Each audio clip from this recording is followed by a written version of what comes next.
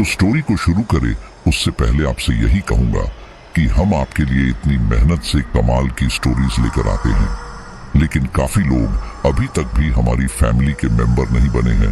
तो चैनल को सब्सक्राइब करके इस रिश्ते की गांठ को मजबूत कर लीजिए, ताकि हर रोज आपको बेहतरीन से बेहतरीन कहानियां मैं दे सकूं। और हाँ, जो भी साथी कहानी सुन रहे हैं वो अपना प्यारा सा कमेंट जरूर कर दें। तो चलिए स्टोरी को शुरू करते हैं।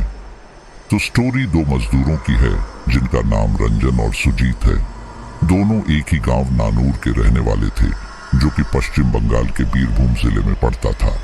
रंजन और सुजीत आपस में पड़ोसी थे और अक्सर साथ ही मजदूरी किया करते थे। दोनों ही गरीब परिवार से थे और बीवी बच्चों वाले इंसान थे। ये उस समय की घटना है जब सड़कों पर लोगों आवागमन काफी कम होता था, खास तौर पर गांव जैसे इलाकों में। आप सभी ने हावड़ा ब्रिज का नाम तो सुना ही होगा। ये हुगली नदी के किनारे पर बना हुआ पुल है, जो कि अंग्रेजों ने ही बनवाया था। आज की कहानी में उसी से संबंधित घटना का जिक्र है। उस समय भी लोग शाम होते ही अपने अपने घरों की ओर लौट जाते थे। रंजन और सुजीत अधिकतर काम के लिए रोज बोलपुर जाते थे, वहीं पर दिहाड़ी मजदूर के तौर पर काम करते थे, क्योंकि गांव में तो अधिकतर खेती बाड़ी का ही काम होता था। मेहनत मजदूरी का काम शहर में ही मिलता था। एक दिन बोलपुर में ही किसी ने बताया कि हावड़ा ब्रिज के पास एक काम होना है और काफी दिनों का काम है, मजदूरी भी अच्छी मिलेगी। इसीलिए रंजन और सुजीत ने वहीं जाकर काम करने की सोची। वे दोनों हावड़ा में काम करने की बात करने जाते हैं। उन्हें पता चलता है कि पैसे अच्छे खासे मिलेंगे, तो वो वहीं काम करने के लिए तैयार हो जाते हैं। लेकिन हावड़ा से इनका गांव बहुत दूर था।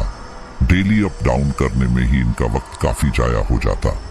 इन्होंने देखा कि हावड़ा के ब्रिज के किनारे नीचे की तरफ कुछ मजदूर पिन्नी वगैरह डाल कर रहे हैं, क्योंकि वे भी काफी दूर से आते थे। रंजन सुजीत से कहता है, यार सुजीत, 2 दिन हो गए हैं, आने जाने में ही थकान होने लगती है और वक्त भी बहुत लगता है। ये लोग भी तो हमारी तरह मजदूर हैं और यहाँ रुके हुए हैं।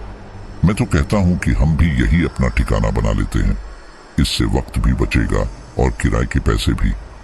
सुजीत को भी रंजन की बात ठीक लगती है, लेकिन ये लोग अन्य मजदूरों से थोड़ा अलग नदी के किनारे काली पिन्नी डालकर अपनी झोपड़पट्टी बना लेते हैं। रंजन और सुजीत दिन भर काम करते और फिर रात को अपनी झोपड़पट्टी पर आकर खाना बनाते। यही उनका रूटीन था। 2-3 दिन तक सब कुछ सामान्य था। ये लोग रात को ज्यादा खाना बनाते थे ताकि सुबह वही खाना गर्म करके अपने काम पर चले जाएं। सुबह खाना बनाने के लिए उनके पास ज्यादा वक्त नहीं होता था। वहां पर रहते रहते रंजन की एक आदत हो गई थी।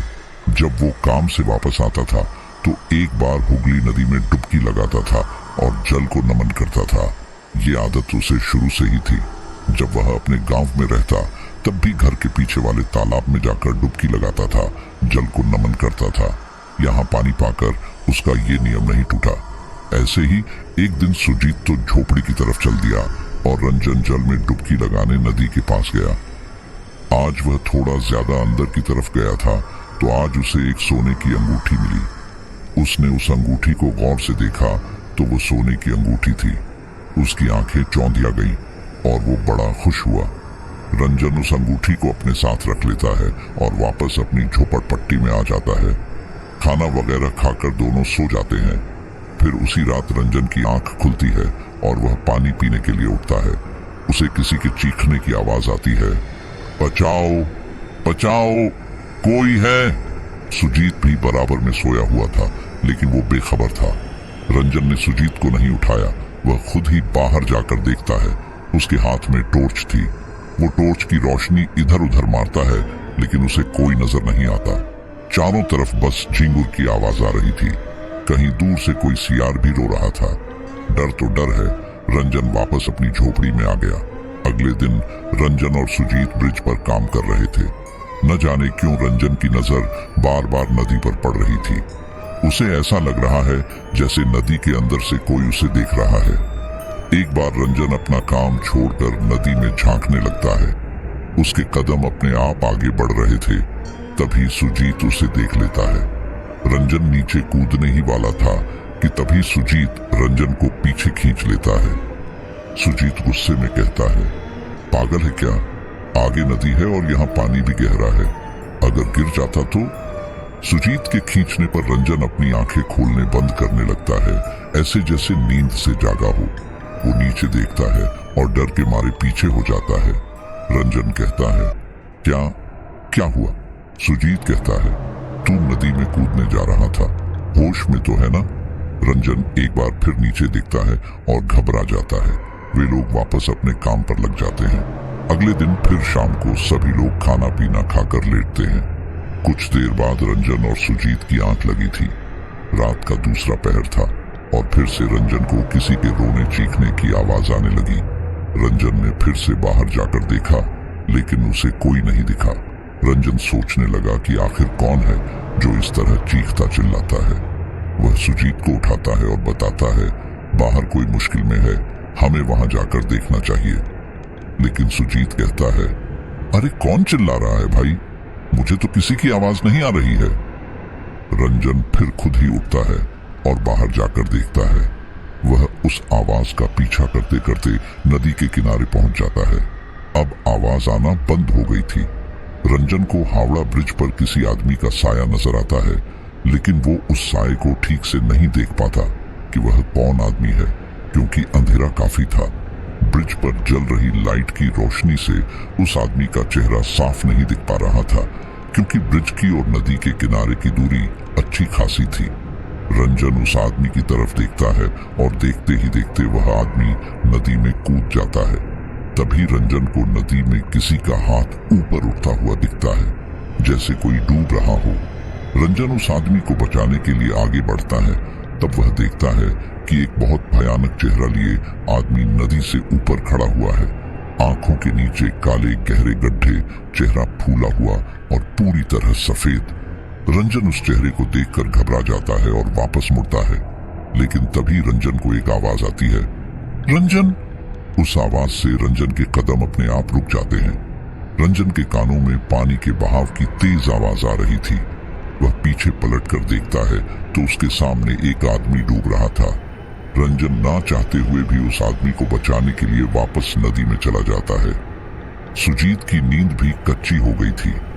जब वह देखता है कि रंजन उसके पास नहीं है, तो वो उठता है और रंजन को ढूंढता हुआ नदी के पास पहुंच जाता है। सुजीत देखता है कि एक आदमी नदी में चले जा रहा है। अंधेरा होने की वजह से सुजीत को उस आदमी की शक्ल ठीक से नहीं दिख पाती, क्योंकि टॉर्च की रोशनी इतनी दूर का साफ नहीं दिखाती। पानी का बहाव भी अच्छा खासा था, लेकिन उस आदमी को कोई फर्क नहीं पड़ रहा। सुजीत का ध्यान एकदम रंजन की तरफ जाता है। अरे, रंजन भी तो कह रहा था कि नदी की ओर से कोई आवाज आती है, कहीं वो रंजन ही तो नहीं। सुजीत तुरंत आवाज लगाता है, रंजन, ओ रंजन। सुजीत की आवाज लगाने पर रंजन तुरंत पलट कर देखता है। सुजीत रंजन का चेहरा देख लेता है। वह फिर आवाज लगाना शुरू कर देता है। तभी रंजन पानी में आसपास देखता है। वहां उसे अब किसी का हाथ नहीं दिख रहा था और न ही किसी की आवाज आ रही थी। सुजीत भी पानी के थोड़ा अंदर तक जाता है और रंजन को बुलाता है। रंजन वापस आने लगा था। सुजीत एक बार फिर गुस्से में रंजन से कहता है, तुझे क्या हो गया है? कैसे इधर उधर टहल रहा है? रंजन कहता है, यार, मैंने किसी को डूबते हुए देखा था। सुजीत हैरानी से कहता है, क्या? रंजन कहता है, हाँ यार, मैं उसे बचाने के लिए जा रहा था। जब तक मैं पास गया, वह आदमी मुझे दिखना बंद हो गया। पता नहीं कौन था। सुजीत कहता है, चल यहां से निकलते हैं। पानी का बहाव अच्छा खासा है, कहीं ऐसा ना हो कि उसे बचाने के चक्कर में हम भी बह जाएं। हम सुबह किसी को खबर दे देंगे। फिलहाल हम यहां से चलते हैं। रंजन और सुजीत वापस अपनी झोपड़ी में आ जाते हैं। सुजीत तो आते ही सो जाता है, लेकिन रंजन को बहुत देर में नींद आती है। तभी वो देखता है कि उसकी झोपड़ी के पास कोई आदमी उसे आवाज लगा रहा है। वह उठता है और अंधेरे में टॉर्च मारता है। तभी उसकी नजर एक आदमी पर पड़ती है। उसका शरीर फूला हुआ था और चेहरे की खाल कहीं कहीं से छूट रही थी और खून भी निकल रहा है। रंजन ने जैसे ही उस भयानक चेहरे को देखा, वो चीखने लगा। उसकी चीख सुनकर सुजीत उठ गया और रंजन को भी उठाया। रंजन पूरा पसीने में भीग रहा था। सुजीत बोला, अरे क्या हुआ, क्यों चीख रहा है? रंजन बोला, मैंने उसे देखा, वो आदमी बहुत डरावना है। सुजीत को रंजन की हालत ठीक नहीं लगती। रंजन का ये व्यवहार सुजीत को परेशान कर रहा था। सुजीत रंजन को समझाता है कि कहीं कुछ नहीं है, तू सो जा, लेकिन रंजन बहुत परेशान रहने लगा था। सुबह होते ही सुजीत उस आदमी के बारे में भूल जाता है जो कल नदी में डूब रहा था, और रंजन भी इसका कोई जिक्र नहीं करता। एक शाम काम से वापस लौटने के बाद सुजीत तो झोपड़ी में आ गया और रंजन जल को नमन करने नदी पर गया, लेकिन वो काफी देर वापस झोपड़ी में नहीं आया। सुजीत अकेले ही खाना बना लेता है और रंजन का इंतजार करता रहता है, लेकिन 8 बजे तक भी उसका कुछ पता नहीं चलता। फिर वह रंजन को आसपास ढूंढता है तो वह रंजन को नदी किनारे पाता है। रंजन अपने पूरे शरीर में नदी किनारे की रेत को अपने शरीर में मल रहा था। सुजीत को बड़ा अजीब लगा कि आखिर रंजन ये क्या कर रहा है। सुजीत भागता हुआ रंजन के पास गया और पूछा, ये क्या कर रहा है तू? रंजन गुस्से में बोला, क्यों, तुझे दिखाई नहीं दे रहा? सुजीत को रंजन का इस तरह बोलना बड़ा अजीब लगा। सुजीत ने कहा, मेरा मतलब ये रेत अपने शरीर पर क्यों लगा रहा है? रंजन कुछ नहीं बोलता है। सुजीत फिर से पूछता है, अरे बताना, ये क्या कर रहा है? रंजन गुस्से से सुजीत को घूरता है और एक मुट्ठी रेत उठाकर सुजीत के मुंह पर फेंक देता है। कुछ रेत सुजीत की आंखों में भी चली जाती है और उसे देखने में दिक्कत होती है, लेकिन रंजन के ऐसा करने से सुजीत को बहुत गुस्सा आता है। पहले तो वो जल्दी से नदी में जाकर पानी से आंख धोता है और फिर गुस्से से रंजन के पास वापस आकर उससे हाथापाई करने लगता है। सुजीत ने रंजन को बस 1-2 थप्पड़ ही मारे थे कि रंजन ने सुजीत को एक ही हाथ से उसके गले से पकड़ लिया और ऊपर उठा दिया। सुजीत अपने आप को रंजन से छुड़ाने की कोशिश करने लगा, लेकिन वो नाकामयाब रहा। सुजीत अपने हाथ पैर मार रहा था, लेकिन रंजन में ना जाने कैसे इतनी ताकत आ गई थी कि वो सुजीत को छोड़ ही नहीं रहा था, जबकि रंजन सुजीत से कमजोर था। सुजीत रंजन का ऐसा रूप देखकर हैरान था। सुजीत खुद को छुड़ाने की काफी कोशिश करता है, लेकिन वो हार मान जाता है। सुजीत की सांस अब अटक रही थी। तभी कुछ लोग नाव में नदी की दूसरी तरफ से इस ओर आ रहे थे। तभी उनकी नजर रंजन और सुजीत पर पड़ती है तो वे लोग भागे भागे आते हैं और सुजीत को बड़ी ही मुश्किल से बचाते हैं। इसके बाद रंजन बेहोश हो जाता है। वे लोग सुजीत को पानी पिलाते हैं। उसकी हालत भी खराब थी। वे लोग सुजीत और रंजन को डांटते हैं, अरे तुम लोग पागल हो क्या, रात को यहाँ क्या कर रहे हो? तभी एक दूसरा आदमी कहता है, यहाँ इस नदी में कुछ आत्माएं दिखाई देती हैं। सुजीत हैरानी से पूछता है, क्या आत्माएं? वह आदमी कहता है, हाँ, यहाँ इस नदी में कई लोगों ने ब्रिज से कूदकर अपनी जान दी है, जिनकी आत्माएं आज भी यहाँ भटकती हैं और आदमी को अकेले पाकर उन्हें परेशान करती हैं। रात हो चुकी है, जितनी जल्दी हो सके यहाँ से निकलो। सुजीत को भी यही लगता है, क्योंकि रंजन में अचानक बहुत ताकत आ गई थी। फिर वे लोग सुजीत से उसके और रंजन के बारे में पूछते हैं तो सुजीत बता देता है कि हावड़ा ब्रिज पर कुछ काम करते हैं और पास में ही एक झोपड़पट्टी में रहते हैं। इसके बाद वे लोग रंजन और सुजीत को उनकी झोपड़ी तक पहुंचा देते हैं और वहां से चले जाते हैं। सुजीत को अब रंजन से डर लग रहा था, फिर भी वो उसका ध्यान रखता है क्योंकि रंजन उसका दोस्त था। अगले दिन रंजन और सुजीत काम पर जाते हैं।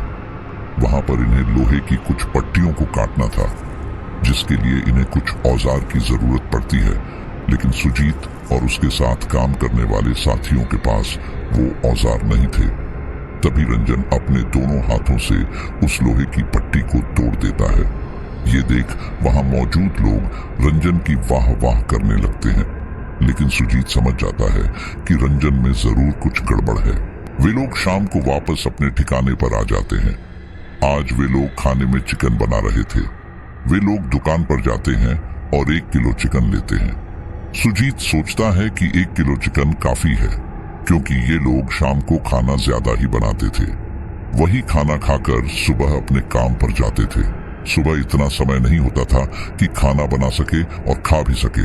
सुजीत दुकान वाले से 1 किलो चिकन पैक करने को कहता है, लेकिन रंजन एक अलग आवाज में कहता है, 1 नहीं 2 किलो और कर दो। दुकान वाला पूछता है, मतलब 3 किलो? रंजन कहता है, हाँ 3 किलो। रंजन की आवाज बदली हुई थी। सुजीत रंजन से पूछता है, तेरी आवाज को क्या हुआ है? रंजन गुस्से से सुजीत को घूरता है। सुजीत शांत हो जाता है क्योंकि उसे रात की बात याद आ जाती है।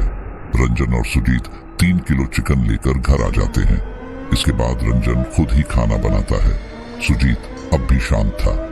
इसके बाद सुजीत चुपचाप खाना खाने बैठता है। वह अपनी एक प्लेट भी पूरी नहीं कर पाता कि रंजन सारा का सारा खाना खा जाता है। सुजीत को एक बार फिर हैरानी होती है। खाना खाते समय सुजीत की नजर रंजन की उंगली पर पड़ती है। उसके हाथ में एक अंगूठी चमक रही थी। सुजीत को वो अंगूठी सोने की ही लग रही थी। सुजीत मन में सोचता भी है कि कल तक तो रंजन के पास कोई अंगूठी नहीं थी, लेकिन अब ये सोने की अंगूठी इसके पास कहां से आ गई। लेकिन वो रंजन से कुछ नहीं पूछता है। उस रात ये दोनों आराम से सो जाते हैं, लेकिन अगली सुबह रंजन अपनी झोपड़ी में नहीं था। काम भी केवल 3 दिन का ही बचा था। सुजीत इधर उधर रंजन को ढूंढता है। पहले तो उसे लगता है कि रंजन किसी काम से गया होगा, लेकिन जब काफी देर इंतजार करने के बाद भी रंजन नहीं लौटता, तो सुजीत अकेले ही काम पर निकल जाता है। वह वहां भी लोगों से पूछता है कि रंजन यहाँ आया था क्या, लेकिन सभी मना कर देते हैं। सुजीत का काम में बिल्कुल भी ध्यान नहीं लग रहा था। उसे रंजन की टेंशन हो रही थी। दोपहर के लंच टाइम में वह अपने मालिक से कहता है कि वह नीचे होकर आता है जहां उसकी झोपड़ी है। इसके बाद वह वापस अपनी झोपड़पट्टी में आता है और रंजन को देखता है, लेकिन वह वहां नहीं था। सुजीत को अब और ज्यादा चिंता सताने लगी थी। वह इस बारे में अपने मालिक को बताता है तो मालिक कहता है, मुझे नहीं पता वह कहाँ गया है।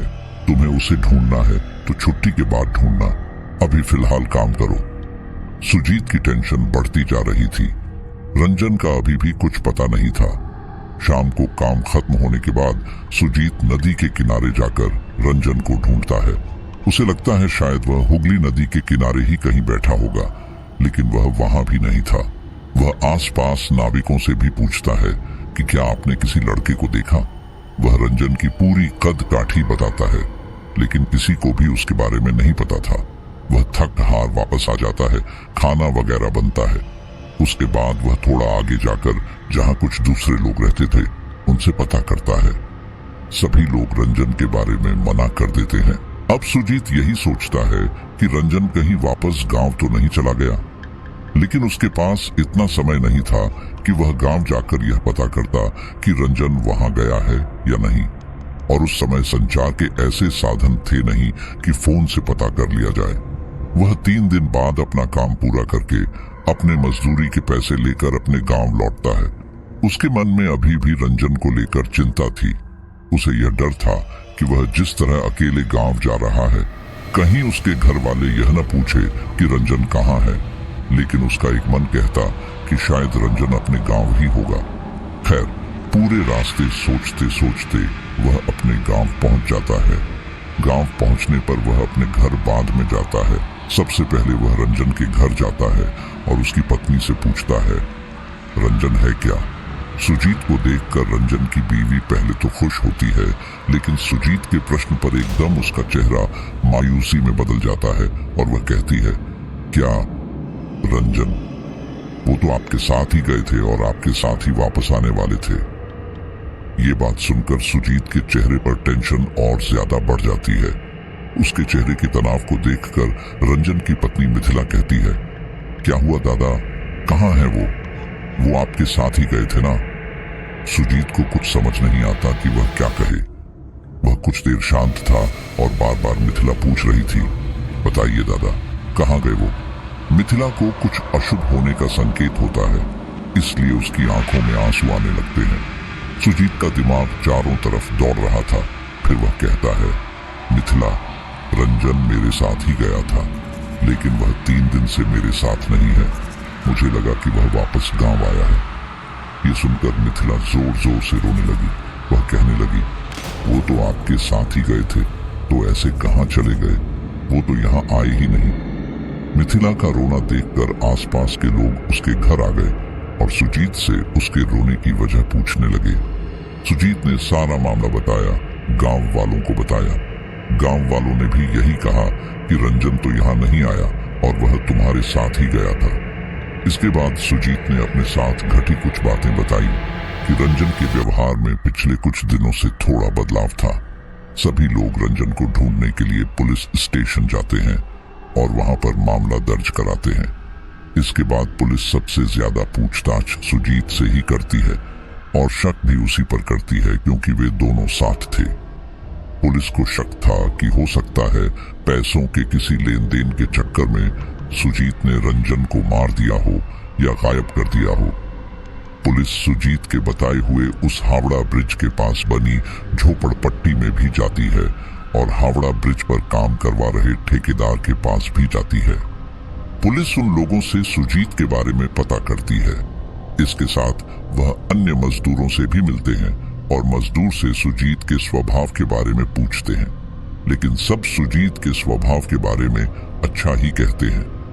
उसके बारे में कोई भी नकारात्मक पहलू नहीं था कि पुलिस अब सुजीत पर शक करती।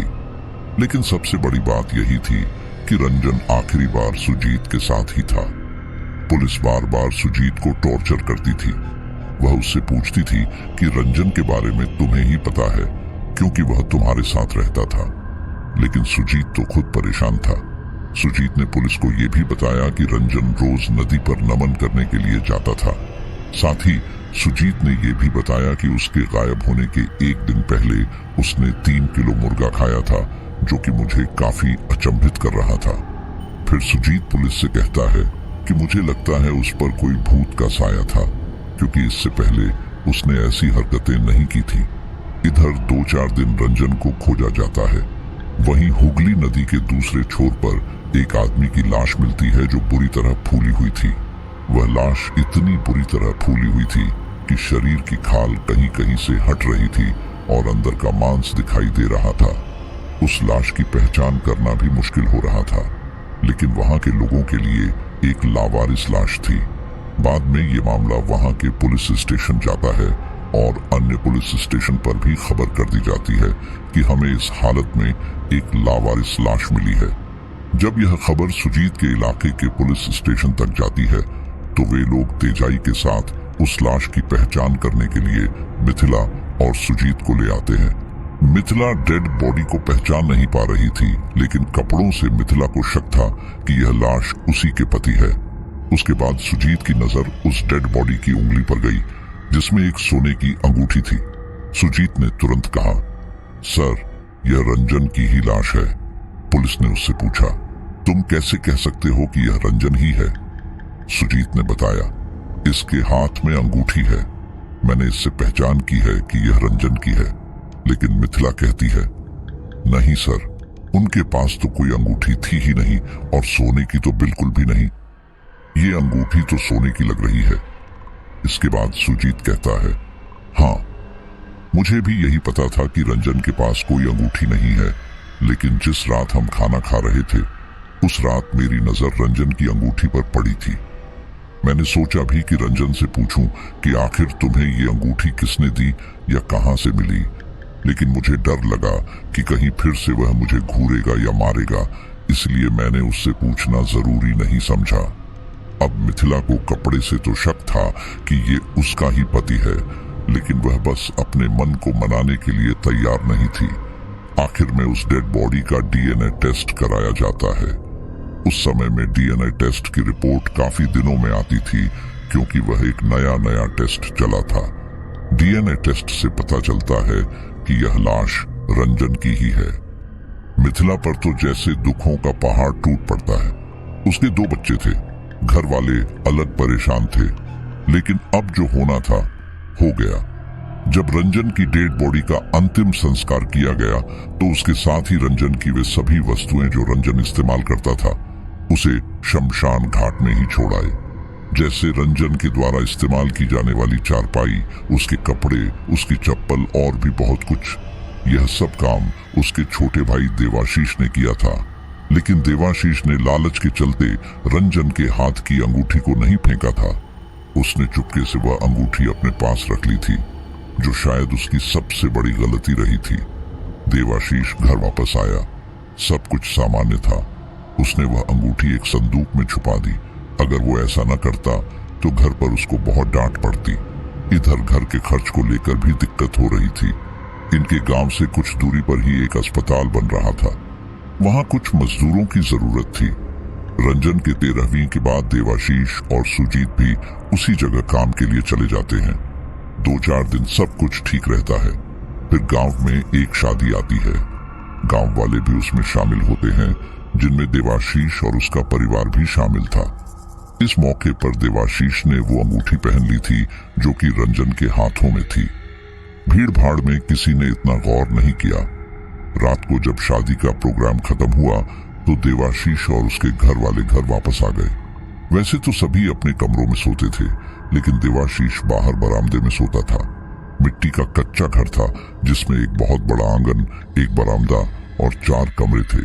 देवाशीष सोया हुआ था कि अचानक दीवार से दीवार घड़ी नीचे गिर गई, जिससे देवाशीष की आंख खुल गई। देवाशीष ने देखा कि जमीन पर घड़ी गिरी हुई है।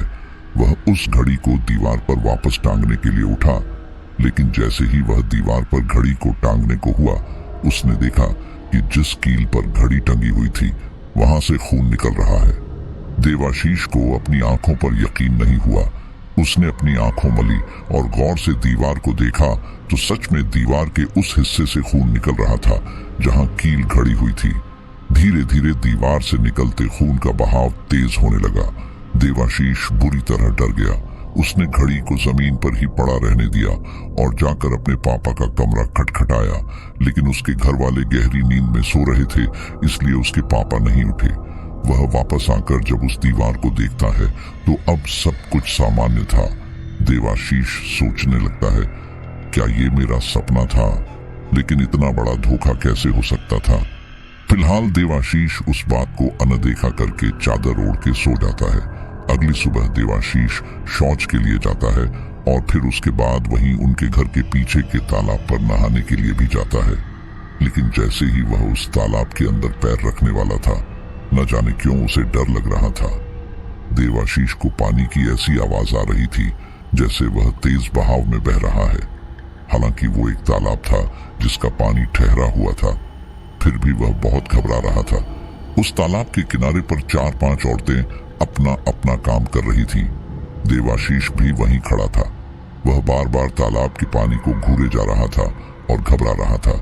तभी एक औरत ने देवाशीष की इस हरकत पर गौर किया और उसने पूछा, ए देवा, क्या हुआ? तेरी तबीयत ठीक नहीं है क्या? तुझे तो बहुत पसीना आ रहा है। देवाशीष को जैसे उस औरत की आवाज आई ही नहीं। उसके कानों में तो बस बार बार पानी के तेज बहाव की आवाज आ रही थी। वह पानी को देखकर घबरा रहा था। उस औरत ने दोबारा देवाशीष से पूछा, लेकिन देवाशीष में कोई जवाब नहीं दिया और वापस अपने घर भाग गया। वह जाकर चुपचाप एक चारपाई पर बैठ गया। तब उसकी भाभी मिथिला ने उससे पूछा, क्या हुआ देवा, नहाए नहीं? तो वह बोला, मुझे नहीं नहाना। ये सुनकर सभी लोग थोड़ा अचंभित तो हुए कि अरे इसे क्या हो गया। अच्छी खासी गर्मी पड़ रही है, पूरी रात उमस में निकल जाती है और ये नहाने को मना कर रहा है। घर वाले सोचते हैं कि हो सकता है देवाशीष की तबीयत ठीक नहीं है, इसलिए वह नहीं नहा रहा। इसके बाद सुजीत देवाशीष के घर आता है और उसके साथ काम पर चला जाता है। वहां पहुंचकर देवाशीष चुप था। ठेकेदार जब कोई काम बताता तो उसे एक बार में समझ में नहीं आता। वह कुछ का कुछ कर रहा था।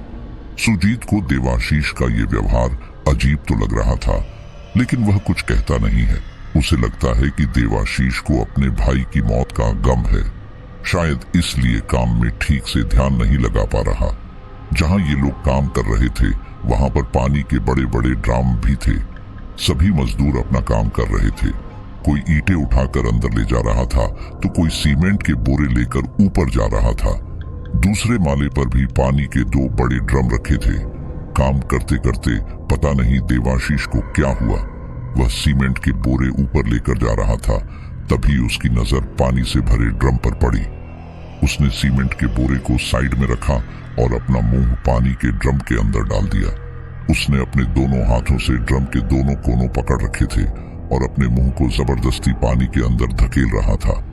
तभी आते जाते दो मजदूरों की नजर देवाशीष पर पड़ी। देवाशीष को अजीब हरकत करते हुए देख उन दोनों मजदूरों ने आपस में कुछ बात की। फिर जाकर देवाशीष से कहा, देवा ये क्या कर रहे हो तुम? लेकिन देवाशीष तो कुछ बोला ही नहीं। वह तो अपनी गर्दन को पानी में डुबोए पड़ा था। ऐसा लग रहा था कि जैसे कोई जबरदस्ती उसकी गर्दन को पकड़कर पानी में डुबो रहा है, लेकिन दिखाई तो कोई नहीं दे रहा था। इसीलिए वह मजदूर बार बार देवाशीष से कह रहे थे कि पानी से निकलो, और वे मजदूर उसका हाथ पकड़कर उसे पीछे भी कर रहे थे। लेकिन देवाशीष में इतनी ताकत थी कि वह उस ड्रम को छोड़ ही नहीं रहा था और न उसकी गर्दन बाहर निकल रही थी। उन दोनों मजदूरों ने काफी कोशिश की कि देवाशीष को उस पानी से बाहर निकाल पाए, लेकिन वह नाकामयाब रहे। उसके बाद उन दोनों मजदूरों ने हल्ला मचा दिया कि अरे देवाशीष को देखो, क्या हुआ, जल्दी आओ, इसे क्या हुआ। सभी मजदूर अपना अपना काम छोड़कर देवाशीष के पास पहुंचे, यहाँ तक कि ठेकेदार भी। जब भीड़ इकट्ठा हुई और लोगों ने देवाशीष को पकड़कर हटाने की कोशिश की, तब भी देवाशीष हट ही नहीं रहा था। अंत में कुछ मजदूरों ने उस ड्रम को ही गिरा दिया, जिससे देवाशीष की जान बच गई, वरना शायद उस दिन देवाशीष पानी में अपनी गर्दन डुबोकर जान दे देता। लेकिन देवाशीष ऐसा क्यों कर रहा था, यह किसी को नहीं पता था।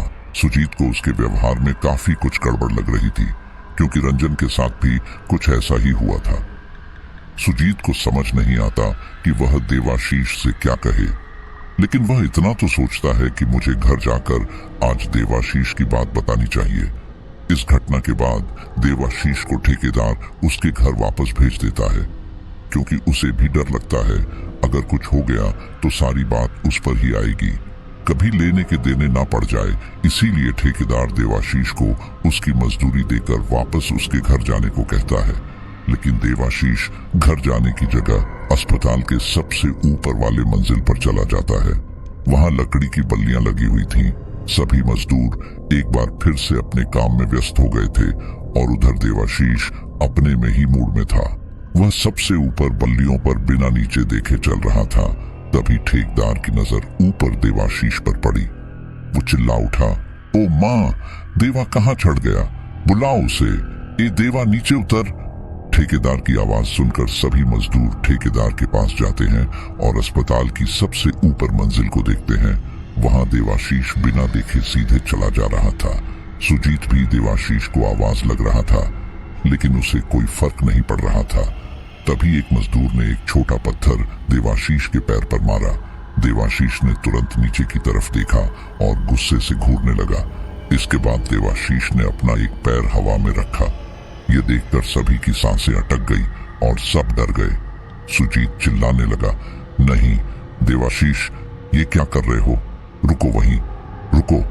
इसके बाद देवाशीष की ओर दो मजदूर जल्दी से ऊपर की मंजिल पर गए। उन्होंने देखा कि देवाशीष की आंखें लाल हो रही हैं, उसके शरीर से पसीना पानी की तरह बह रहा है।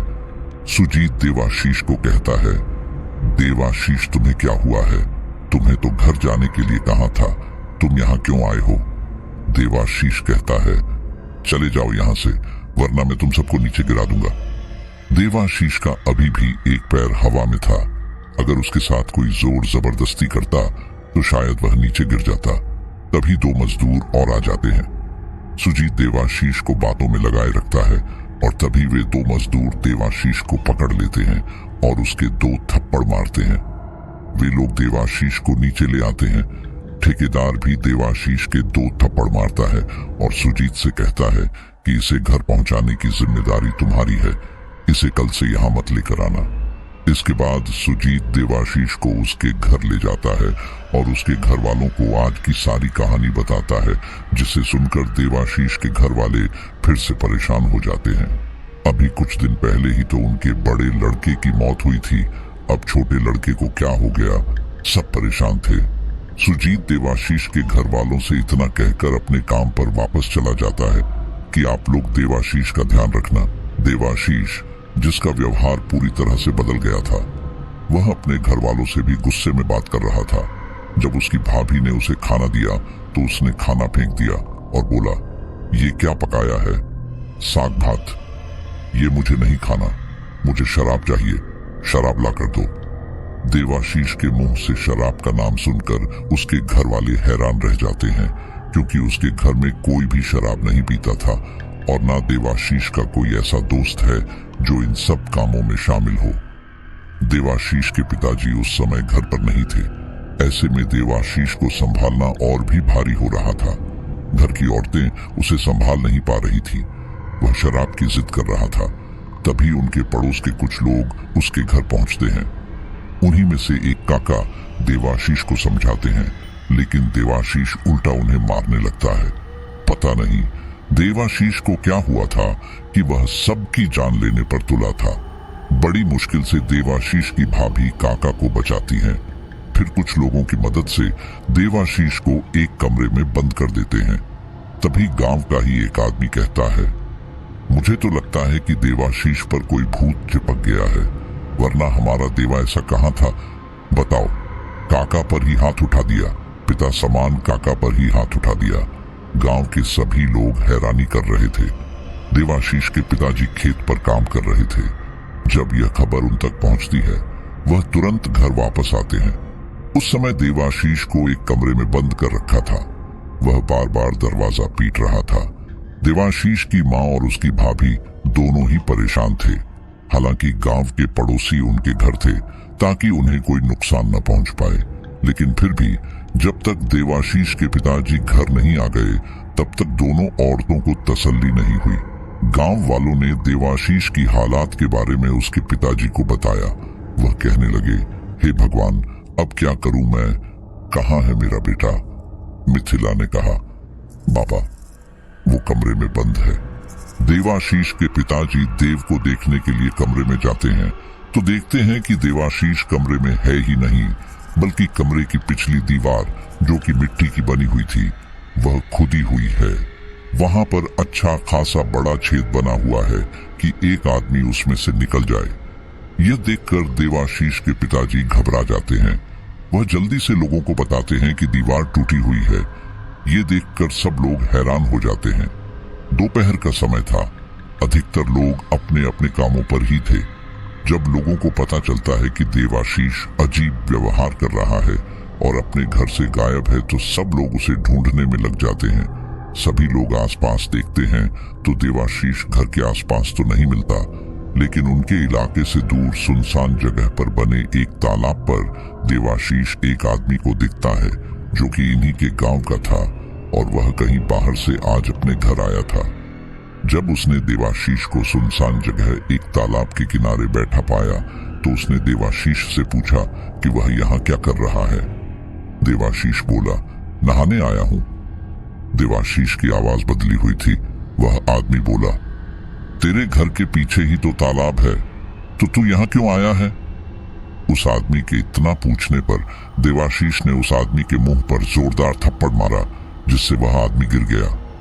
जब तक वह आदमी अपने आप को संभालता और देवाशीष से खुद को मारने की वजह पूछता, वह देखता है कि देवाशीष तालाब के पानी की सतह पर चल रहा है। वह आदमी हैरान रह जाता है कि कोई भला पानी के ऊपर कैसे चल सकता है। वह आदमी बहुत ही आश्चर्य से देवाशीष को देख रहा था।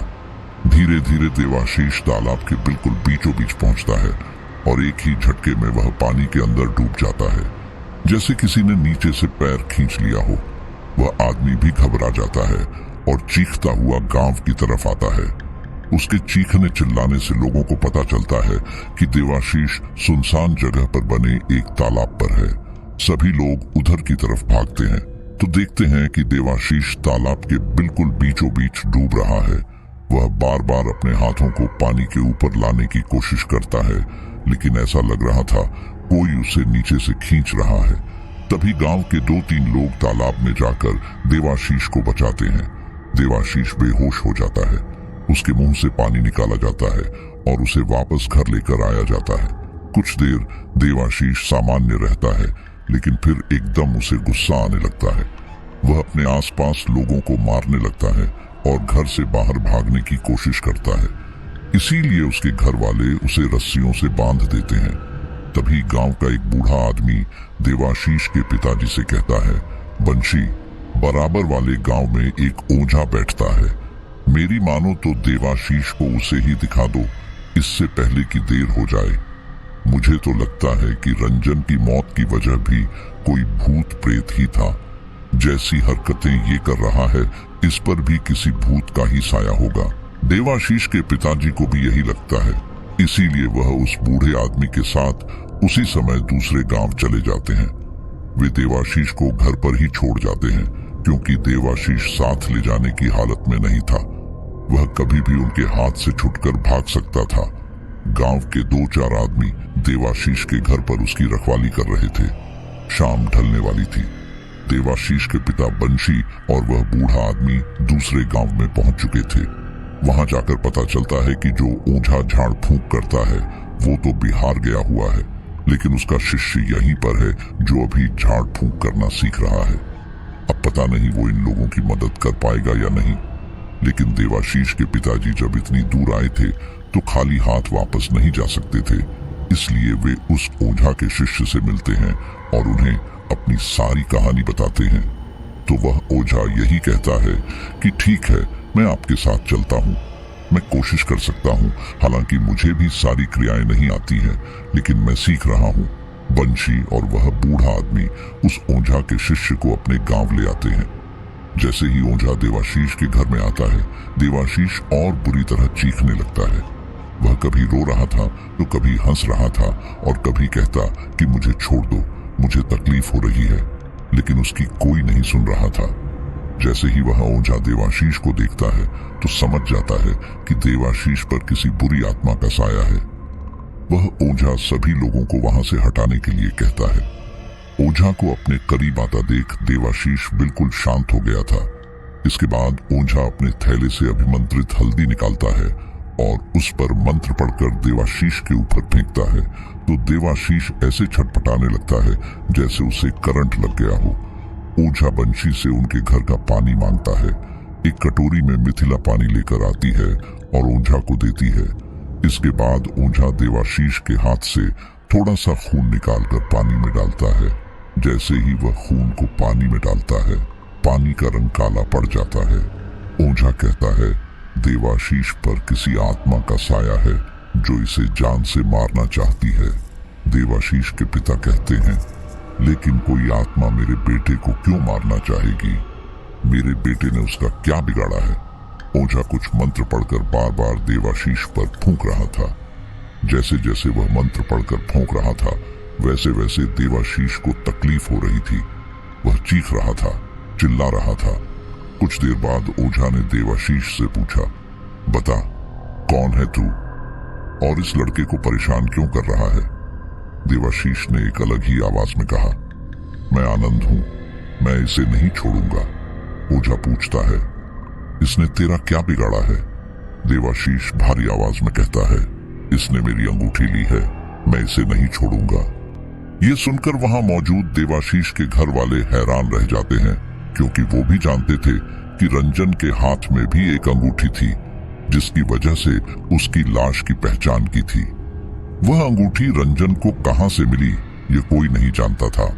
अब घर वाले समझ जाते हैं कि देवाशीष को जब रंजन का सारा सामान जंगल में रखने के लिए कहा गया था, तब देवाशीष ने लालच के चलते उस अंगूठी को वहां न रखकर अपने पास रख लिया होगा।